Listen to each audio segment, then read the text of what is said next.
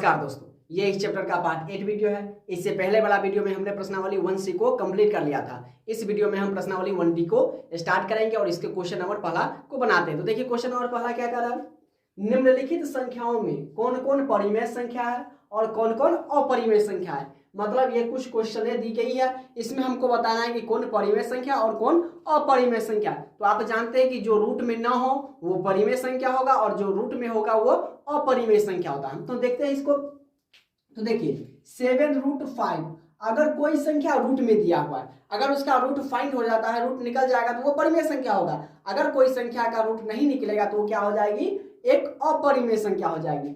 अब जैसे हम आपको एग्जांपल के लिए बताते हैं कि √5 है और एक √4 दिया हुआ है, तो √5 का वर्गमूल फाइंड नहीं होगा, इसलिए ये क्या हो जाएगा, एक अपरिमेय संख्या हो जाएगी। ठीक है, और √4 का फाइंड हो जाएगा तो ये 2 आएगा इसका, तो ये क्या हो जाएगी, परिमेय संख्या हो जाएगी। बस इसी कॉन्सेप्ट को ध्यान में रखते हुए इस सभी को बनाना है। तो देखिए 7√5 है, 7 तो परिमेय के बाहर है, लेकिन √5 क्या है, एक अपरिमेय संख्या है। तो परिमेय संख्या में हम अगर अपरिमेय संख्या से गुणा करेंगे तो वो क्या हमें प्राप्त होगा, अपरिमेय ही प्राप्त होगा। तो ये क्या हो जाएगी हमारी अपरिमेय।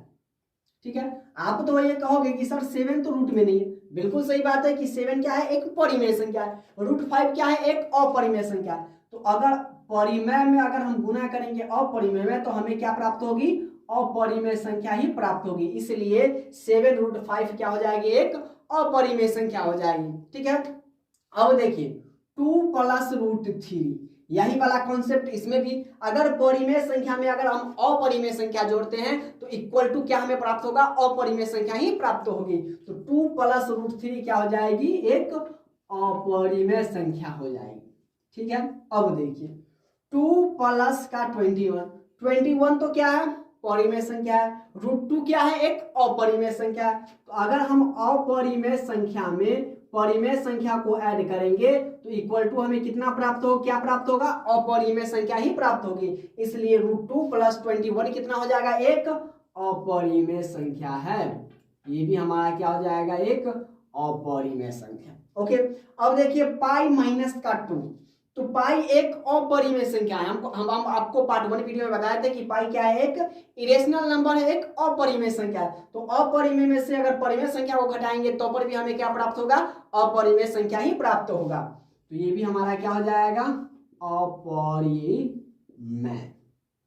ठीक है, अब देखिए 7/√2, √5 है। ठीक है, ऊपर में परिमेय संख्या, नीचे में क्या है, परिमेय संख्या, सॉरी अपरिमेय संख्या। तो परिमेय संख्या में अगर भाग दे हम अपरिमेय संख्या से तो हमें क्या प्राप्त होगा, अपरिमेय संख्या प्राप्त होगा। ठीक है, तो ये भी हमारा क्या हो जाएगा, अपरिमेय संख्या हो जाएगी। अब देखिए 2π है, तो परिमेय इंटू अपरिमेय इक्वल टू अपरिमेय, तो ये भी हमारी क्या हो जाएगी, अपरिमेय संख्या। इसको इंग्लिश में हम कहते हैं इरेशनल नंबर। अब देखिए 3 + √23 कोष्ठ बंद माइनस का √23, तो हम इसको पहले इसको फाइंड कर लेते हैं। इसको हम कोष्ठ को हटा देते हैं, तो देखिए क्या प्राप्त होता है, 3 + √23 माइनस का √23।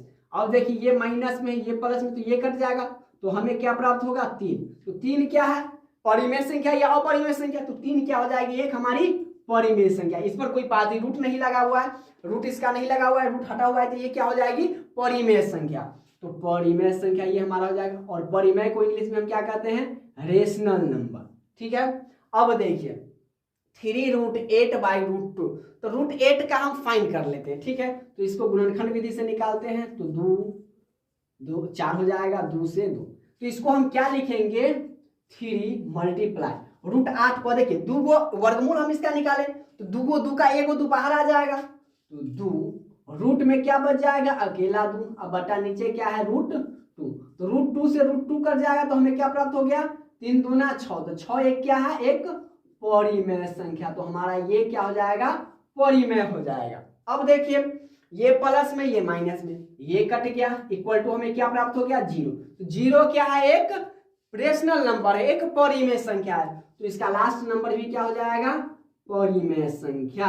और इसी के साथ क्वेश्चन नंबर 1 भी कंप्लीट होता है। अब आगे देखिए क्वेश्चन नंबर दूसरा क्या कर रहा है, निम्नलिखित कथनों में सत्य और असत्य कथनों की पहचान कीजिए। इसमें क्वेश्चन कुछ दिया हुआ है, कुछ कौन सा क्या है।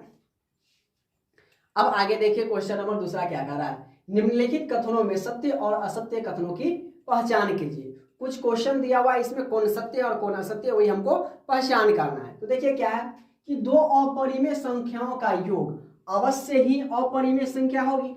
तो हम आपको क्या बताए थे कि देखिए दो अपरिमेय संख्याओं का योग या तो अपरिमेय संख्या होगी या परिमेय संख्या होगी।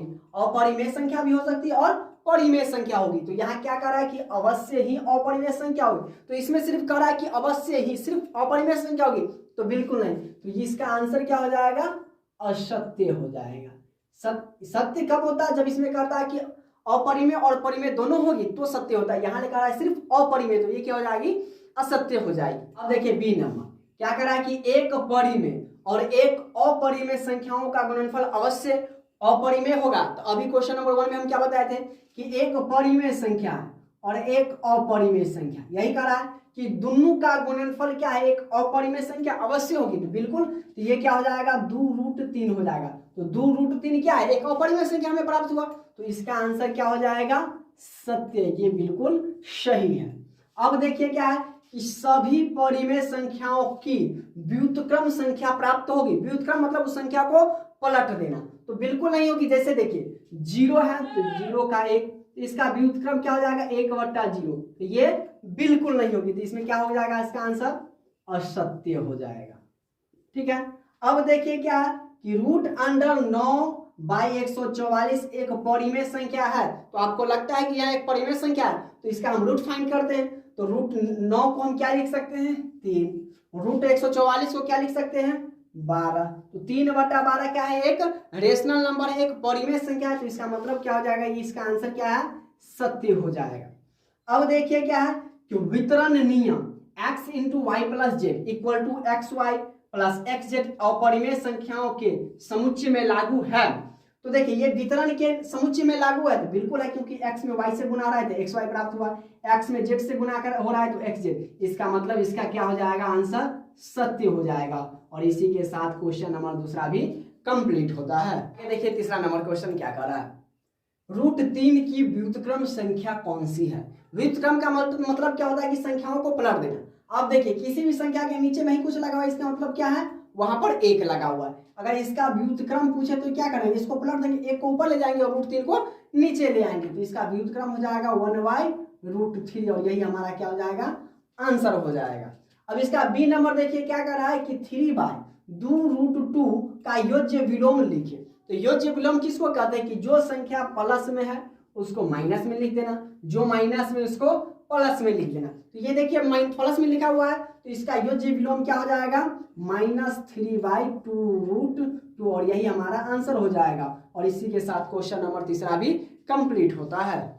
अब आगे देखिए क्या है, क्वेश्चन नंबर 4 का पहला है कि 2√2 + 5√3 और √2 - 3√3 को जोड़े। मतलब ये क्वेश्चन दिया हुआ है और इसको क्या कर रहा है, जोड़ने के लिए। तो सबसे पहले हम और की जगह पर क्या लगाएंगे, चिन्ह, जोड़ का चिन्ह लगाएंगे, क्योंकि क्या कर रहा है, जोड़े। तो देखिए 2√2 + 5√3 और की जगह पर जोड़ का चिन्ह, √2 - 3√3।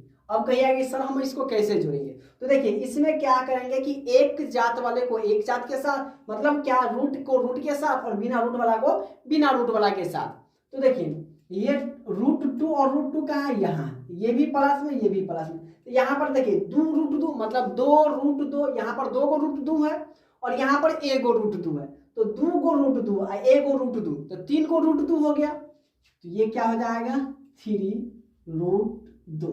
अब देखिए प्लस, यहाँ पर देखिए 5√3, यहाँ पर 5 को है और 3√3, मतलब यहाँ पर 5 को √3 है और यहाँ पर 3 को √3 है। तो 5 में से 3 को √3 जाएगा तो 2 को √3 बचेगा। तो यहाँ पर क्या हो जाएगा, 2√3 और यही हमारा क्या हो जाएगा, आंसर है। बस बिल्कुल आसान है, थोड़ा समझने का आप प्रयास कीजिएगा, ठीक है। अब देखिए 7 + √5 में से 4 - √5 को घटाएं। तो में से के जगह पर क्या रखेंगे, हम माइनस का चिन्ह रखेंगे। तो देखिए 7 + √5, यहाँ पर माइनस, तो इधर वाला को हम कोष्ट में लिखेंगे। तो 4 माइनस का रूट 5, इसको हम क्या चीज में रखेंगे, कोष्ठ बराबर। अब इसका हम कोष्ठ हटाएंगे तो पहले इसको एज इट इज उतार देते हैं सेम का सेम, तो 7 प्लस रूट 5। अब देखिए यहाँ पर क्या चिन्ह बदल जाएगा, माइनस में 4 से गुना होगा तो प्लस माइनस, माइनस का 4 और माइनस का प्लस का 5। अब देखिए 7, ये और ये एक जैसा है तो 7 में से 4 जाएगा तो क्या हो जाएगा 3 प्लस, ये भी प्लस में ये भी प्लस में, सॉरी ये रूट 5 हो जाएगा। तो देखिए एक रूट 5 एक रूट 5, तो क्या रूट 5, 2 को रूट 5, तो यहाँ पर क्या हो जाएगा हमारा 2 रूट 5 और यही हमारा क्या हो जाएगा आंसर हो जाएगा। ठीक है, अब देखिए इसका तीसरा नंबर, रूट 8 में से 6 रूट 1/2 घटाए, तो जहां पर में से का चिन्ह है वहां पर माइनस का चिन्ह लगाएंगे। तो देखिए कैसे, तो रूट 8 माइनस 6 रूट अंडर 1/2। अब आप कहिएगा कि सर इसको कैसे घटाए, तो बिल्कुल आइडिया आसान है। तो देखिए रूट 8 को हम फाइंड कर देते तो रूट 8 का वैल्यू क्या आ जाएगा 2 रूट 2 हो जाएगा। ठीक है, इसके नीचे कुछ नहीं तो इसके नीचे हम 1 लगा सकते हैं, बिल्कुल लगा देंगे, माइनस माइनस। अब देखिए 1 का वर्गमूल कितना होगा 1, और 6 में 1 से गुना करेंगे तो कितना हो जाएगा 6। रूट 2 का तो वर्गमूल लिखने का नहीं तो इसको रूट में ही लिखेंगे रूट 2। अब देखिए बिल्कुल यहाँ पर आसान तरीके से आप समझिएगा, रूट 2 और 1 का एलसीएम क्या हो जाएगा रूट 2, बटाबर के घटाव हो गया, ये भिन्न पर का घटाव, तो इसको हम क्या करेंगे बटाबर के घटाव बना देते हैं, तो रूट 2 और 1 का एलसीएम क्या हो जाएगा रूट 2 हो जाएगा। एल्स बटा भिन्न पर के जोड़ तो आप लोगों को बनाते आते होगा। अब देखिए 1 का पहाड़ा कितना मरते पढ़ेंगे कि रूट 2 आएगा, रूट 2 मरते, तो रूट 2 में ऊपर से गुना करेंगे यानी 2 रूट 2 में 2 से गुना करेंगे रूट 2 से। तो देखिए रूट 2 में रूट 2 से गुना करेंगे तो क्या हो जाएगा 2 हो जाएगा, और 2 में 2 से गुना करेंगे तो कितना हो जाएगा 4, तो ये हमारा हो गया 4 माइनस 6 कम 6, यहाँ पर तो सेम आ जाएगा। अब देखिए यहाँ पर हम यहाँ से लिखते हैं तो 6 में से सॉरी 4 में से 6 गया तो माइनस का 2, तो माइनस का 2 बटा का रूट 2। अब कहिएगा कि सर ये तो हमारा आंसर नहीं है, तो आंसर नहीं है तो देखिए नीचे में रूट हटाने के लिए हर में ऊपर वाला को अंश करते हो नीचे वाला को हर कहते हैं, तो इसी को कहते हैं कि हरों का परिमेयकरण, मतलब हर में रूट नहीं होना चाहिए। तो इसी चैप्टर में कुछ 5वां सवाल या 6ठा सवाल है कि हरों का परिमेयकरण बताना है, तो आपको हम आगे बताएंगे, तब तक आप इसका टेलर देख लीजिए। तो रूट 2 है तो क्या करेंगे ऊपर नीचे हम रूट 2 से गुना करेंगे, रूट 2 और रूट 2।